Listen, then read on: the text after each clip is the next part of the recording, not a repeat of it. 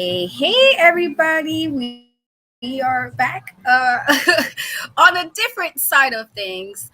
Um, but we are here doing a three recap of the last couple of Dark Side of the Ring episodes. It's been a little bit, I was again being, uh,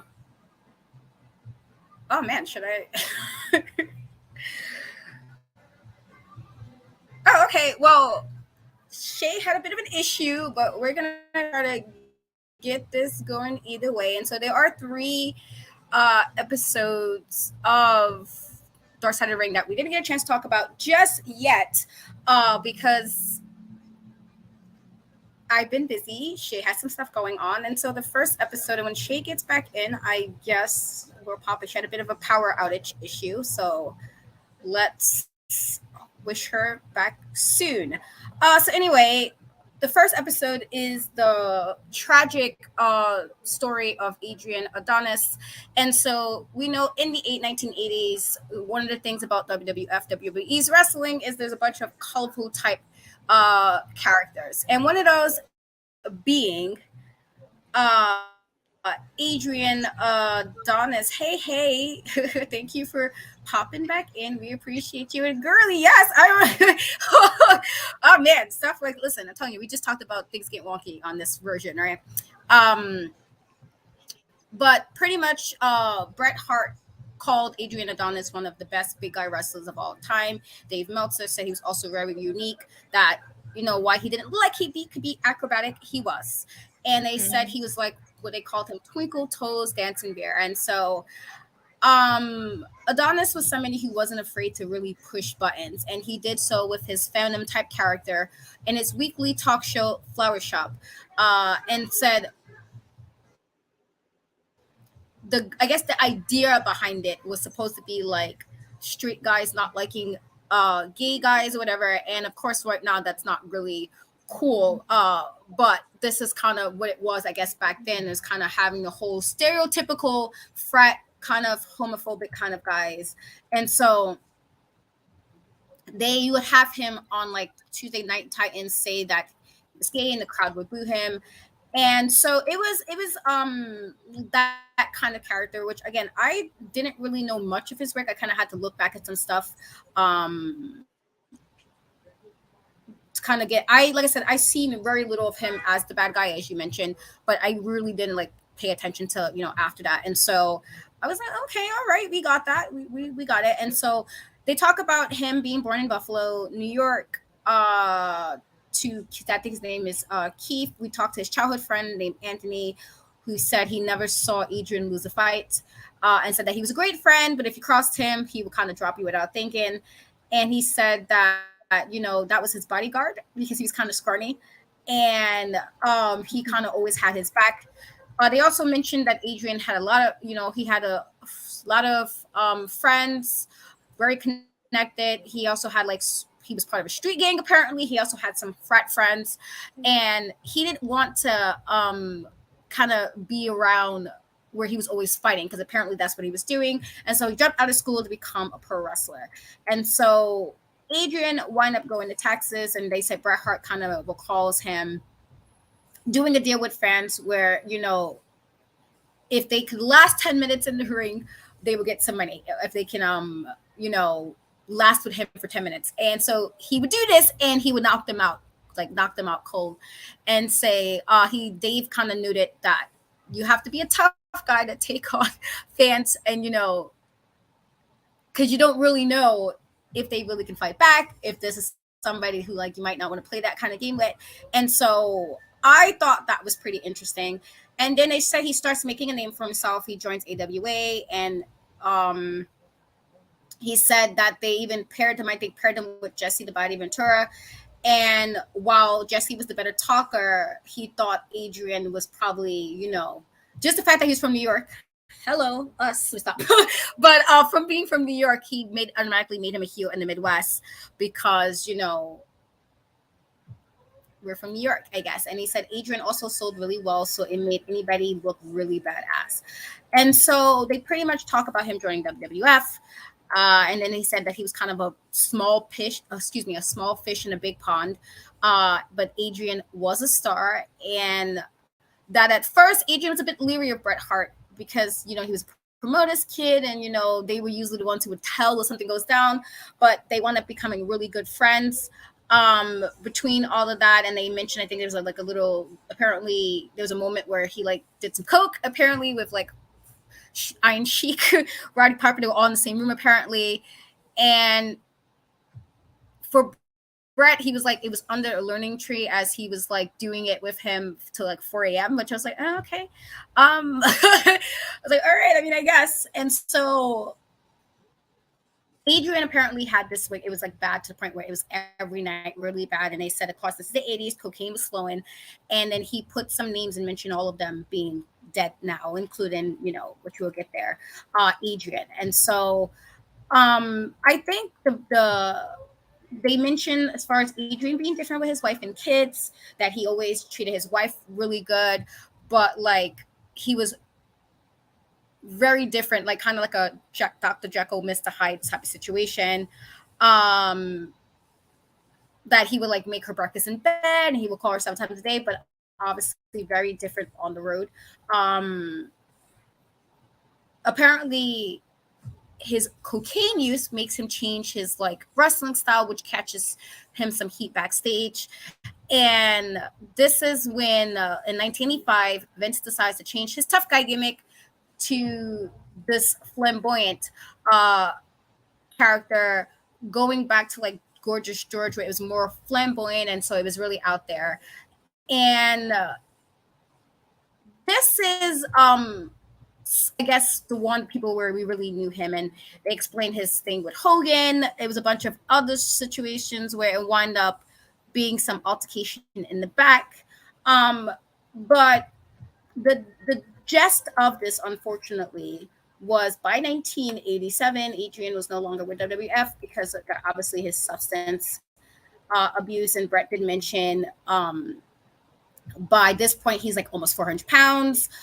He really just wasn't himself, and he looks a bit rough.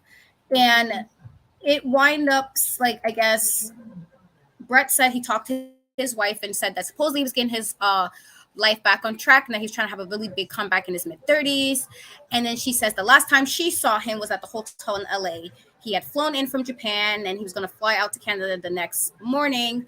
And then we kind of get to the thing that takes his life. And so Adrian meets up with the Kelly twins in Canada, and it's Mike Kelly, who happens to be the only survivor of this crash.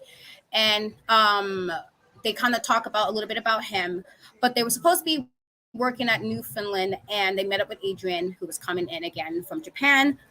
And unfortunately, they wind up getting into like a really crazy car accident. And Mike wound up being the only survivor out of that. I do believe they showed a bit of what the car looked like. And it sounded like they kind of swerved a bit, and it was like in really bad shape. And they said they was trying to save him. Adrian was yelling for somebody to help him. And you can see like there was bones sticking out. It was kind of bad. But unfortunately, he will not survive. And the only person who did survive this was Mike Kelly. And so it was really unfortunate because, it was implied that it might have been a situation where he might have been drinking and driving, even though Mike said there was none of that involved. But it's a terrible way, I guess, when you have a situation, and his wife said at the funeral, like she didn't even, it didn't really hit her. And just from somebody who's lost a spouse before, it is a lot sometimes to go through all of that, trying to like, oh, damn, like process all that is happening. And so it's a very sad end to what he obviously was a good wrestler. He obviously had talent, but the drugs does always seem to be a problem with a lot of wrestlers, especially back then. And unfortunately, we didn't really get to really see that as probably as way we could have, because of the way his life played out and the whole drug use, and then kind of really never getting really back on track after that. And so that's pretty much the summary of that episode. And so what are your thoughts about all of that?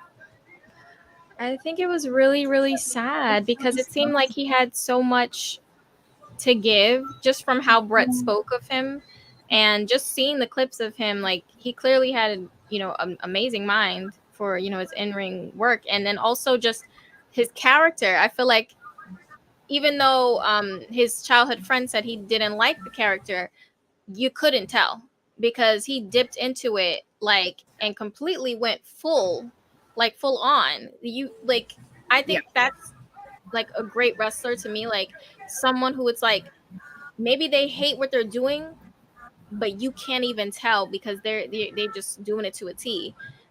It's a shame how sometimes substances can be such a deciding factor in a career.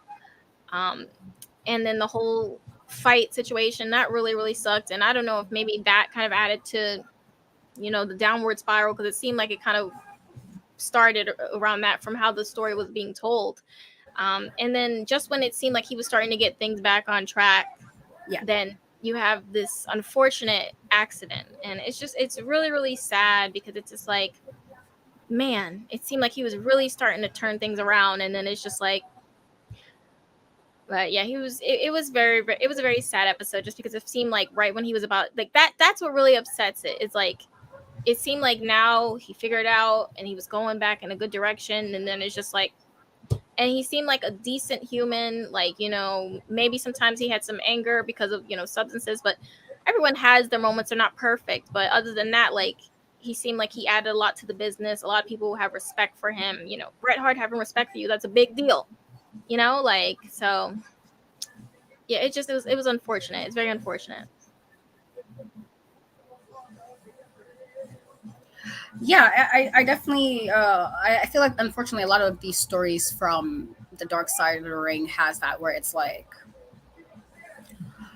they do some stuff, it's not really great, they try to get past it and it just never works out, and it's always such a sad way. And I feel like this is definitely, especially the wrestlers from like the 70s, 80s, it's just like, I'm so glad at least now we have it where a lot of um people are making better choices. I'm not gonna say everybody, but people are making better choices, I believe so. To that question, where people can be here a little longer,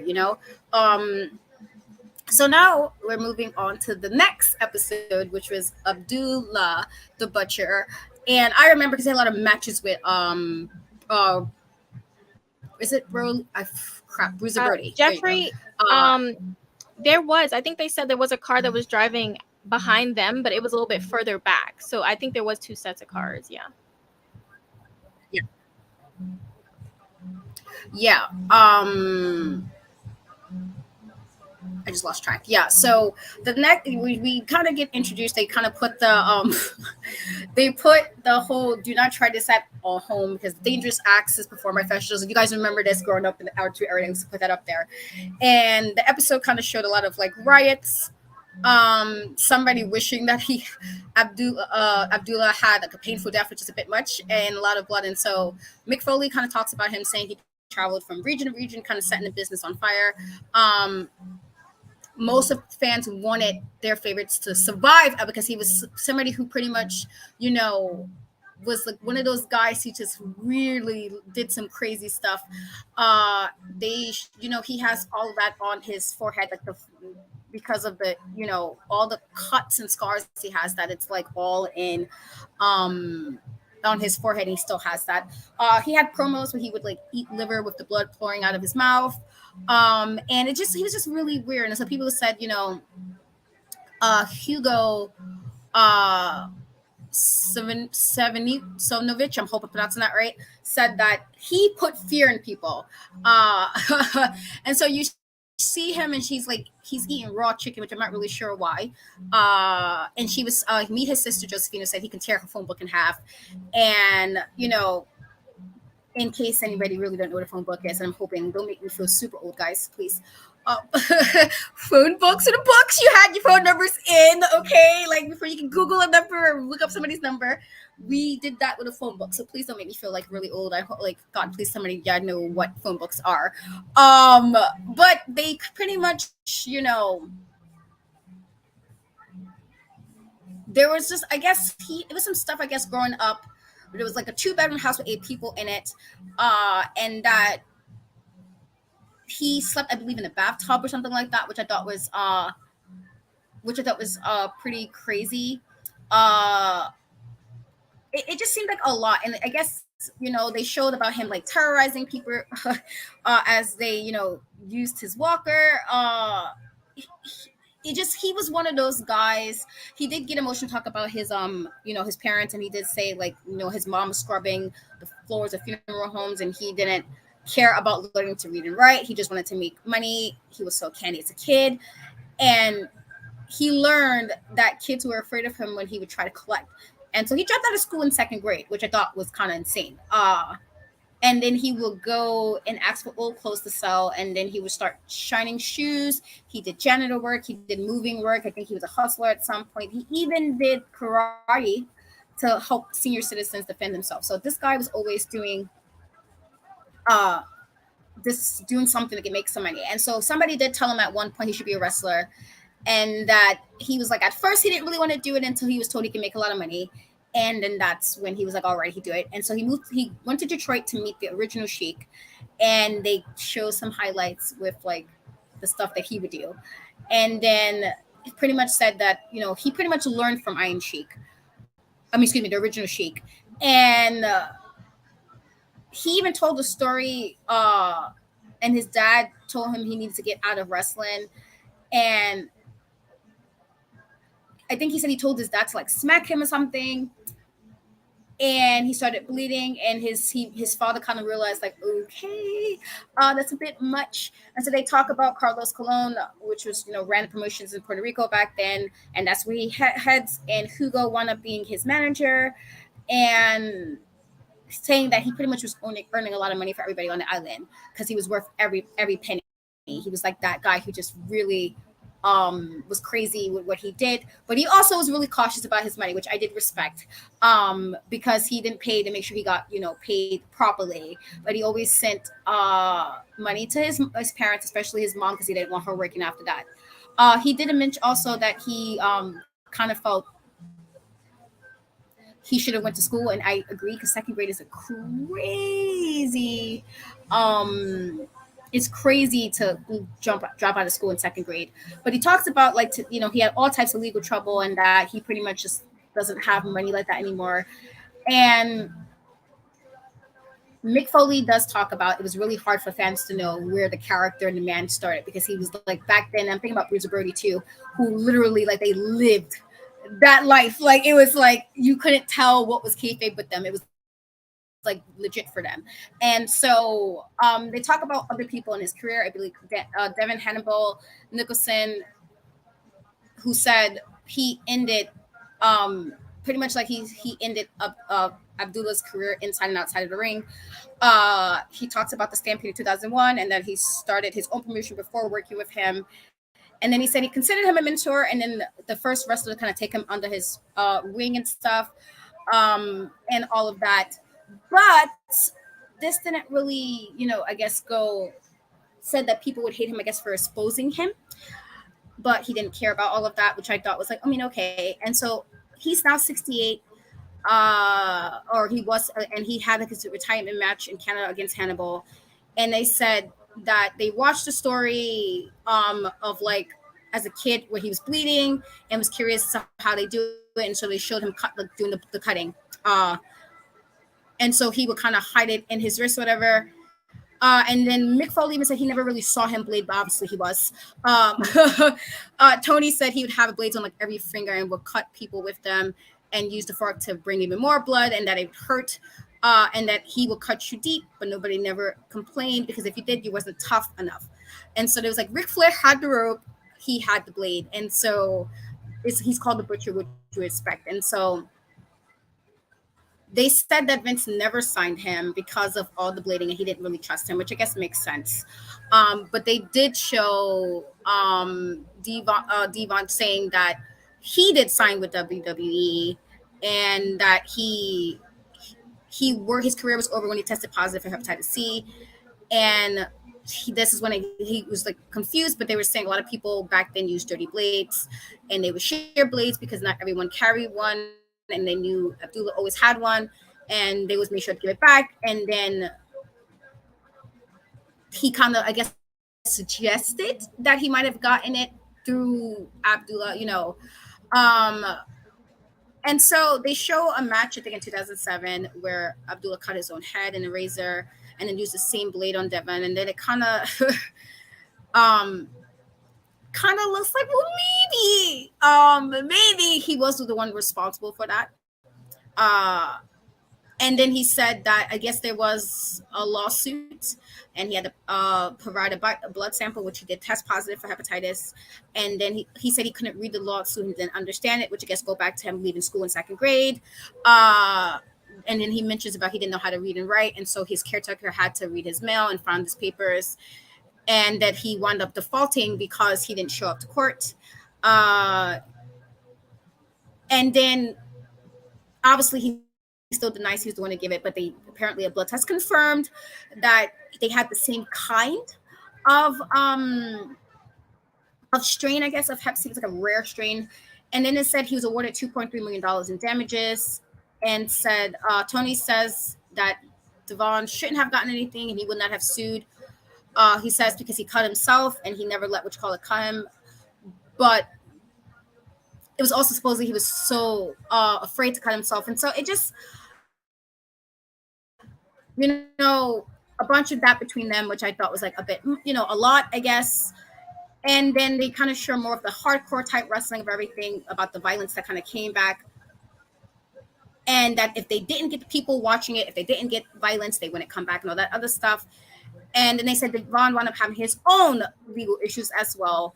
And I think there was an issue, I think, where the ref was supposed to bleed, and he spikes the ref a couple of times. It goes too deep, and then they get the paramedics, and the ref wound up getting an infection, and you see like his head looked really messed up. And then Lance Storm, I believe, said in something like a podcast where he said that he was appalled that he saw, to see the referee like that, and that he should have been in jail. And I'm going to have to agree because, yeah, that was a bit much. And so it was pretty much, it was saying that other people said they didn't test positive for Hep C, and neither did Carlos or anybody else. Then Devon, as far as everybody else knew, and that he wants Abdul, I guess, to start paying for his treatment and apologize for what he did. But here we are. And then he get inducted into Hall of Fame in 2011. Um, and he credits Terry Funk for putting him over, and McFoley, obviously. And then he said, in regards to what about his legacy, that he just want people to respect what he did, and he did not do the things that people accused him of. So, what were your thoughts on that? I would never get in the ring with him. No disrespect, but I'd be scared to death. I would be scared. I would be like, oh, no. I'm good. Even though, and they did say it. I forgot who specifically said it, but he did put over a lot of people who went very far, owe a lot to, him. But I would be too scared to get in the ring with him. Oh, no. And then the whole thing with the Hep C and stuff, it's just like, for you to have so much vim, like, I mean, he was angry. You could just see the anger with every word he spoke about this man, Abdullah. For you to have the anger that you had towards him, then to do that, what happened with the ref, it just kind of was like, are you being serious? Are you being real right now? Because you can't be. Not after that. Are you sitting there, you got all this anger, justified anger, of course. But then to do the exact same thing to someone else, I'm sorry, like, because I was feeling bad, but then I was like, how am I supposed to feel bad if you're doing this? How am I supposed to feel bad when you do that? And it was the fact that, like, you clearly could see he was doing too much. And then when they dragging the man out the ring, you still jumping on him. It's over. It's over. Like, I just couldn't. My mind was so boggled. Just like that episode for me was just, I was just confused. Like, you could see the anger, like, and it sucks that, that's how he feels. You don't want no one to carry around that type of anger, but it happened. Abdullah, like, I think that he is very influential, definitely has done a lot for the business. Some things, maybe, like, the blading, obviously I've never been a fan of that, because I feel like, you know, I want to see the best for wrestlers. I don't want to see them having to do stuff to like hurt themselves, obviously, because it could lead to, long-term things. But that was his shtick, and it worked in that time period, you know. So yeah, it was an interesting episode. It just made me uncomfortable. The whole thing with the ref, like I felt bad for him. I felt bad for how things just like panned out, and the whole thing about him going out of school at second grade, like that is just insane. And but you know what, him having the realization of, I wish I did go to school, like, there's something there. At least he realizes, like, so I think it's a good story for someone, to see, hey, don't drop out, like stay in it, because you never know if you might need this later on in your life. So yeah, I think it was an important episode.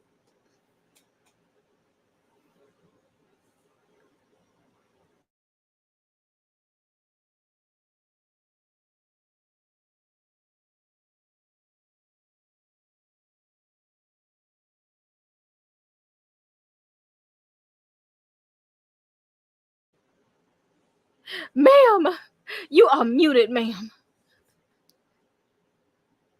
Sorry, I muted because they're playing music, and so my bad. But yeah, I do think he was doing a bit much. And I'm always funny about just in general. Let's be cleanliness. Uh, let's not be. We don't be sharing. I don't even like sharing juices. Like, let's not play these kind of games. I don't even like sharing a straw. Like, we gonna. I don't do that. So, I just think they should have been a little bit better. With that. But what can you do, right? It's it's like it's unfortunate, but I do, and I also do think it's crazy. Second graded to me is absolutely insane because like you don't know shit yet. Um,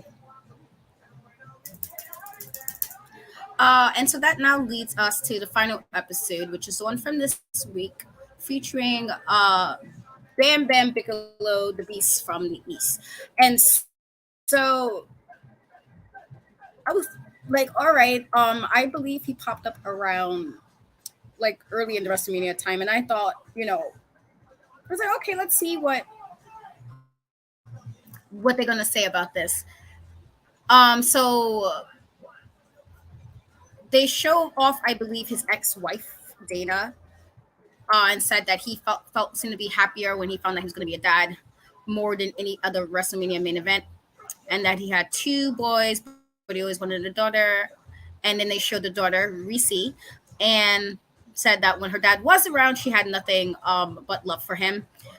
She said the first memory of her dad is the last time she saw him. She was only like 2-3 years old, and they were driving, and his head dropped, and then it come back up, and then she went into panic mode and told her dad she needed to go to the bathroom, and that woke him up. But then it happened again, and then they pulled into a diner, and somebody like picked her up. A man picked up from the back of the car, put her in a great card, and then her dad was arrested.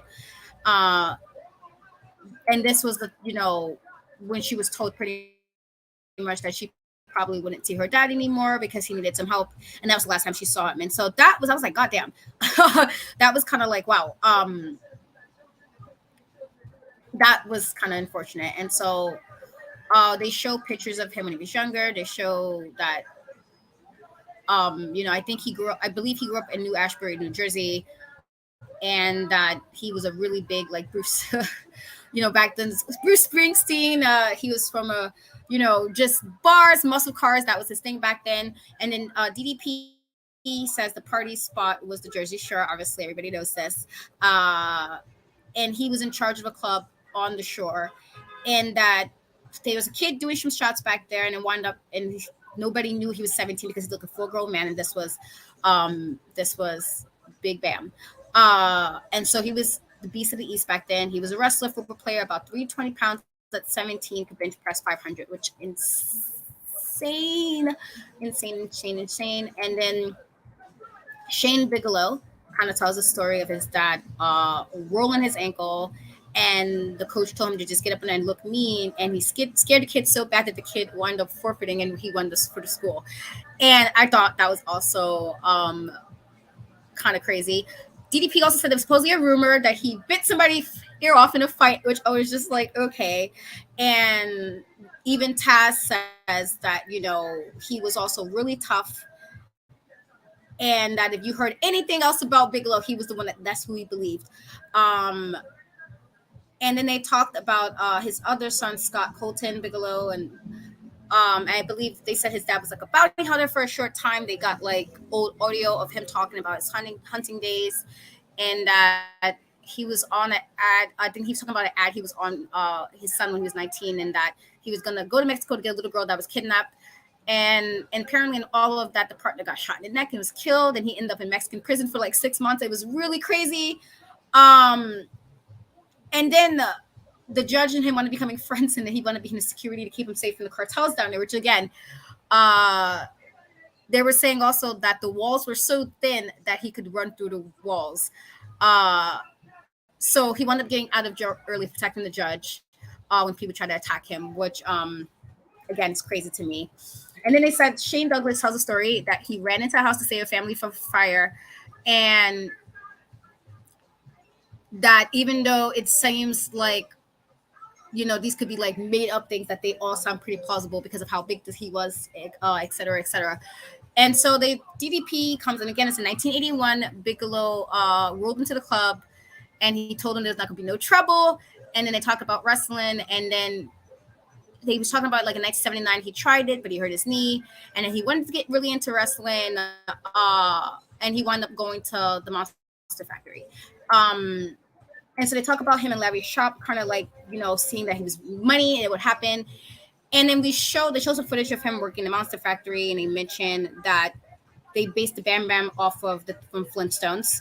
And he wound up getting the tattoo with the flames, and they showed that of how that was done. And then Paul Heyman, Dave Mental talked about Paul Heyman hyping up Bam Bam, and that he ran publicity back then for Studio 54, and he had the gig for his first match, and that he realized then that Bigelow was going to be like one of the biggest stars because he was like he was somebody who could jump off top ropes, and he was a big guy. And before you know it, DDP was saying he was on TV fighting Hulk Hogan in WWF, and Vince also saw him as the next big thing. That he was money, and that all the managers was fighting over him. Uh, and then it said that Bam Bam Hogan pretty much told Bam Bam to kind of taught him how to work the business and how serious he was. And so they go back to his wife that they married November 15, 1987, just a few days before I was born. And then he went on the road the very next day. He proposed while they were watching TV. She said yes. And then she said that the marriage lasted so long, and she had nothing bad to say because they only saw him like 10 times a year, which again, crazy. As he was working 60 days in a row, sometimes doing shows on the weekend. It was just, that's always what it was. And that a lot of times she saw him on TV, but she didn't see him in person, which is kind of sad. Um, they also talked about Andre the Giant at MSG. And um, I think he like choked him with the top rope.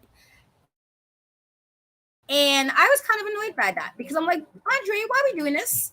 Like, why are we acting like this? Like, ew. And it pretty much was like Andre was there to kind of test him and help him pay his dues. But I felt like that's not the way. I feel like that's not the way we go about it. And so that wound up pretty much being it for him in WWF at the time. And then he wound up going back to the independent scene. He got some money to work in Japan. And then he wound up going back to WWE at some point because he was a little bit more mature and ready to come back. And was like 1992, I believe. And then they talk about the match with him and Lawrence Taylor in the main event. And that this was supposed to be, I guess, one of those like matches for fans. That wasn't really a match for the fans, more like for the public. And they said it was one of the worst matches in WrestleMania history. I may have to agree with that. And then they mentioned about the pills, and that even Shane had said he had a problem with Oxy, and said that a lot of them left the world too early because of this. Bam Bam was also diabetic, and so he needed pills to keep him working. And so they would put like heroin in a bottle and call it oxy. And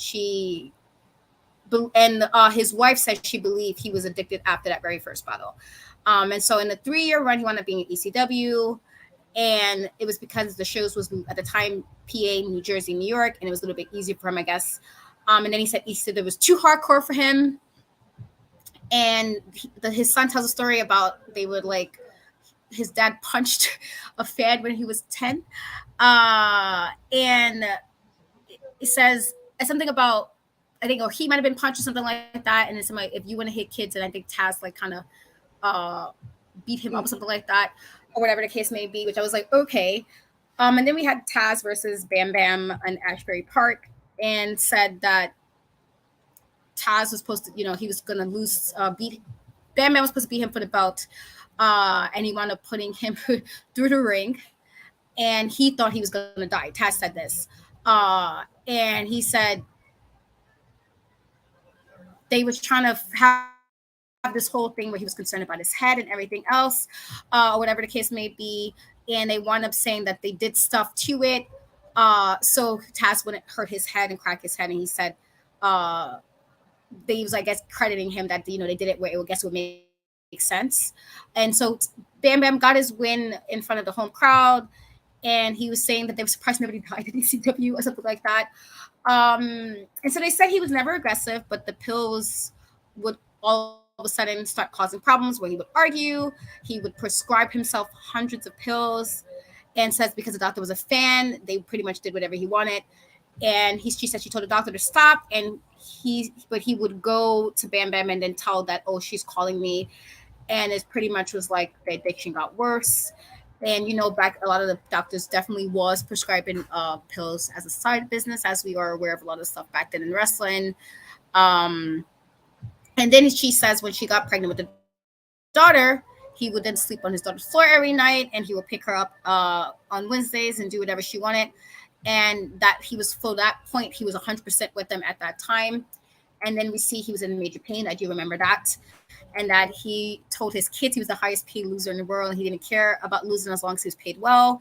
And then they kind of showed some footage in WCW in the 90s, early 2000s. And DDP said he helped him get into WCW, and they became tag team champions together. And he doesn't think he was under the influence, but they didn't really remember if they took pills. They would take 5 or maybe 7, and then that was an issue. And then he became a liability. The WCW had to pay his contract and told him to stay home. And so his son even said he believed he was taking 15 to 20 pills a day, which again is insane. Uh, so they take us back to his daughter talking about, she wrote a paper in 8th grade about what happened with her dad. And she said that officers asked her some questions, and all she cared about was her dad. And she said he refused to get help, which wound up leading to the divorce. He moved to Florida, and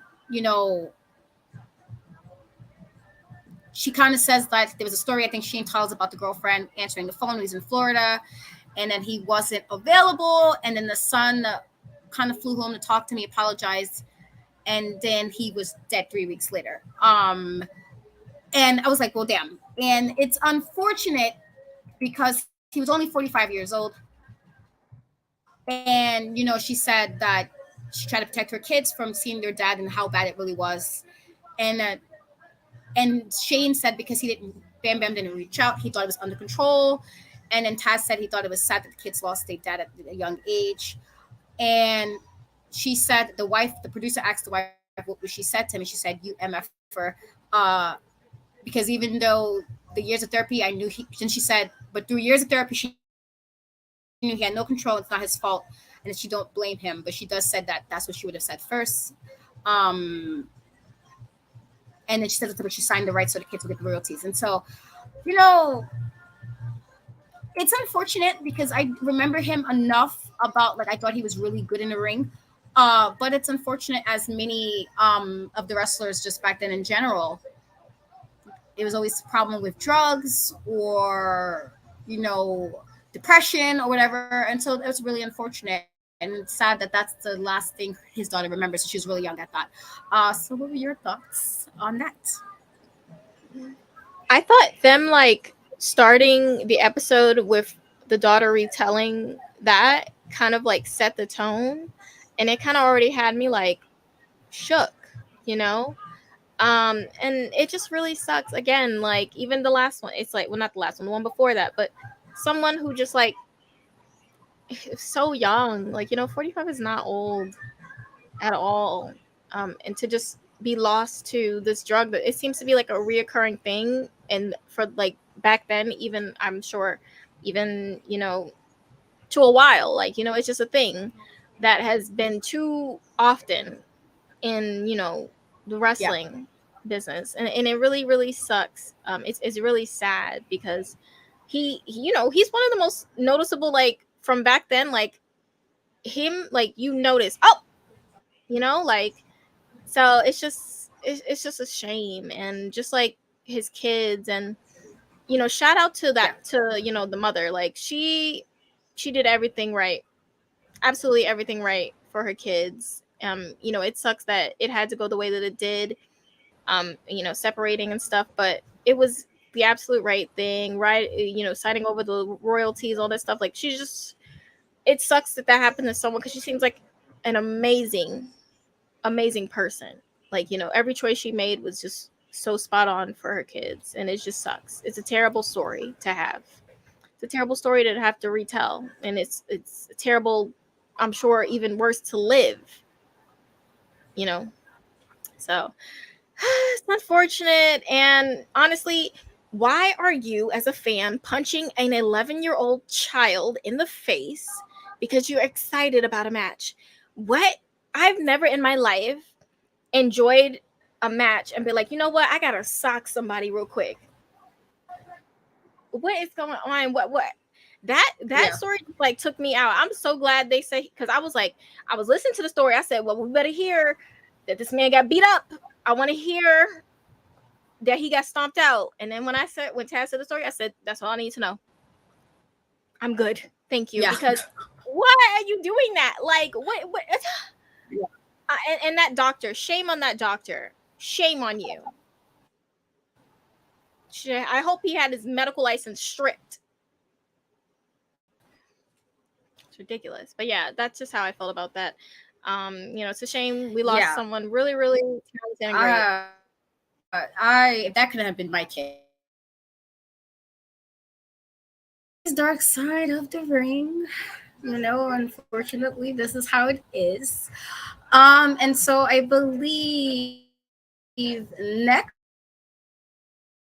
week's episode, if I am not mistaken, is Bash after I already know it's going to be an episode. I know it's going to be an episode.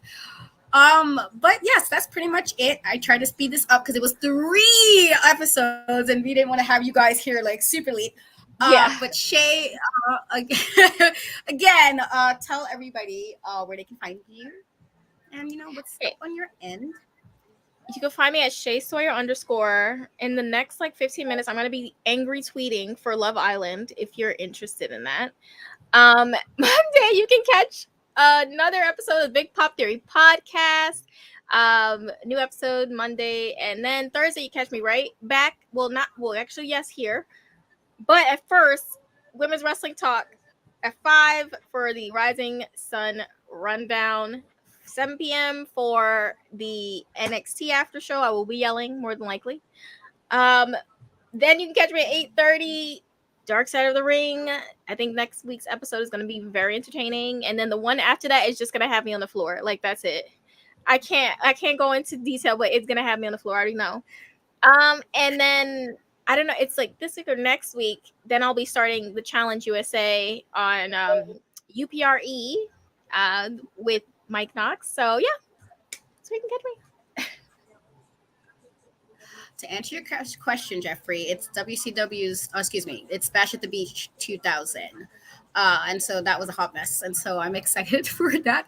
I know it's going to be some craziness. Yes, we are hyped for this. And listen, sometimes you got to rant. Sometimes you got to do what you need to do. Believe me, I just. As to me, you can find me on all social media account we trust: TikTok, Threads, Instagram, and Twitter. Twitter. The E is the three. My channel in Cat We Trust. I will have a new interview popping up very soon, as well as some new uploads for some reviews of all the awesome movies I've seen. I've seen quite a few. I've just been busy, guys. And then on Mondays, catch me on Women's Wrestling Talk for the Wild After recap show with Stephanie and Emily, and then on Thursday with my twin for NXT. And as we said earlier, we will be back on Women's Wrestling Talk for Sunday's after show for the Great American Bash, which should be fun. We might be devastated, or I don't know, we might have a lot of stuff happening because it's gonna be a lot, and depending on how things go, we might be feeling a lot. And so you're gonna catch all of that on Sunday. But thank you guys for hanging out with us again. Um, uh, Considering it was a little bit minute, and we apologize. It was crazy last couple of weeks. Shit happens, but we love you guys as always, and we will catch you again. Next week. We can't wait until next time, guys.